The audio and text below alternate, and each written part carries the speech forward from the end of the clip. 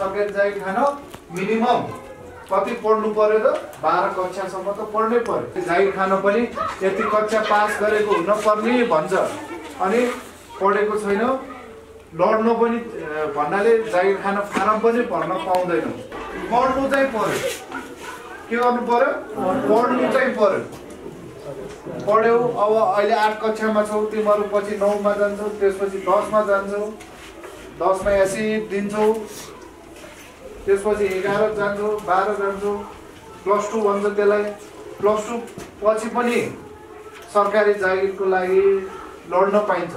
हाम्रो असैमा पनि लड्न पाइन्छ, त्यसपछि खरदार सुब्बाहरुमा पनि लड्न पाइन्छ। सरकारी जागिर खान मिनिमम कति पढ्नु पर्यो त 12 कक्षासम्म त पढ्नै पर्यो। अब हामी जस्तै अफिसर, सिनियर अफिसर, शाखा अधिकृतहरू हुनलाई चाहिँ तिमीहरू के हुन पर्यो त?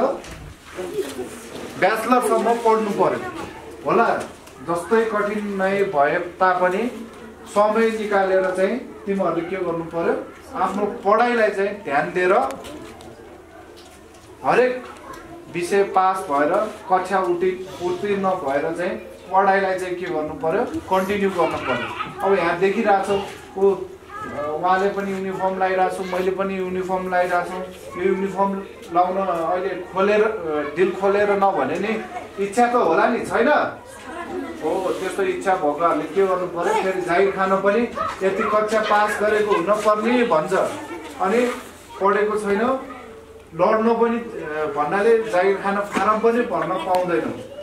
त्यसैले हरेक जुनै क्षेत्र जाऊ, तिमी प्रहरीमा आऊ, टिचरै बन्नुहोस्, ब्याङ्कमा जागिर खानुहोस्, जहीँ पनि पढाइ क्वालिफिकेसन खोज्छ तिमीहरूले जे जस्तो भयो नि पढ्न छोड्नु हुँदैन है। पढाइलाई ध्यान दिएर जसरी हुन्छ एकछिन समय निकालेर चाहिँ घरमा पनि होला, घरमा आफ्नो कामसाम पनि होला, कामसाम बाहेक पनि यसो थोरै समय निकालेर चाहिँ तिमीहरूले के गर्नु? पढ्नु। त्यही आज गाउँमा मेला छ, यो छ त्यो छ, विभिन्न बाहुर बाहना गरेर स्कुल गेल हुने, स्कुल नआउने, बिचमा चाहिँ कक्षा छोडेर भाग्ने, यस्ता कामहरू चाहिँ गर्नुहुन्न है।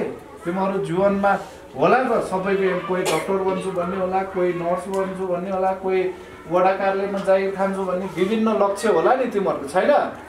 त्यो लक्ष्यमा पुग्न पढ्नै पर्छ, नपढे सुख छैन। जति अहिले तिमीहरूले मेहनत गर्छौ पछि तिमीहरूलाई त्यति नै सहज हुन्छ है। त्यही भएर म तिमीहरूलाई छोटोमा मैले जति पनि यी कुराहरू गरे पनि अन्तिम लक्ष्य भनेको चाहिँ हामीले के गर्नु पर्यो? जति सकिन्छ धेरैभन्दा धेरै ज्ञान हासिल गरेर चाहिँ आफ्नो पढाइलाई चाहिँ राम्रो बनाउनु पर्छ है। अन्तिममा मैले फेरि भने के गर्नुपर्छ? पढ्नु चाहिँ पर्छ। के गर्नुपर्छ? पढ्नु चाहिँ पर्छ है त। ल